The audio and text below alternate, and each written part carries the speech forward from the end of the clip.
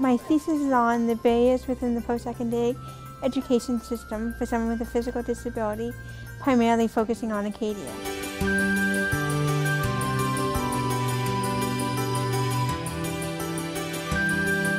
I did a general review of the barriers that research has found, and found the physical barriers is probably the biggest one.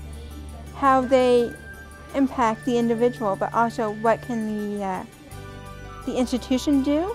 I guess one thing I've learned personally is how much I've been, I don't want to say socialized, but yeah, to internalize the disability, how it's always the individual's fault kind of thing. But what Phyllis has really pushed me to think about what can the structure do, what are the structural barriers that cause those inequalities. Mostly my research lately has been focusing on gender, work, and family. More broadly, social stratification, which is sort of the quantitative or statistical study of inequality in society.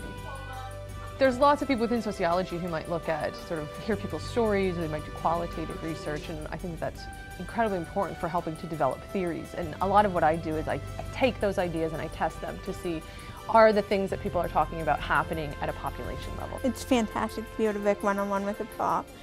It adds that personal element. If you're having trouble, you can go to them and say, what does this mean? How do you do this? Or they're just there to talk to.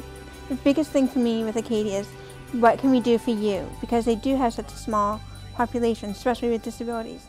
They're willing to do what they can to help and make it a more even playing field for me and others, hopefully, to come with disabilities. I've loved it. It's been the best decision I made coming here.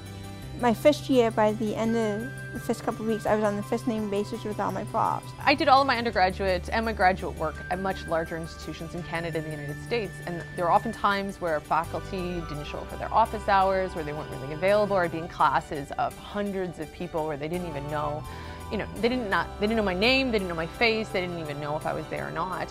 And then I come here and I have students that I work one-on-one with, and I'm just entirely jealous of what my students get that I never got. In my second year classes, it's about 25 students, and then in the more advanced third year quantitative class, there's 15 students in that class right now, which is pretty amazing. And each of the students has their own project, and so they're all finding their own data from Statistics Canada, and they all have their own projects. So some are looking at, how do you explain different rates of criminal activity? One is looking at how do you explain different rates of violence, and how often people go out socializing, does that impact the rates of violence? Other people are looking at smoking, other people are looking at same-sex relationships. There's all kinds of projects that they can do, and it's been nice to have such a small class so that people can do their own individual projects and it doesn't get too totally chaotic.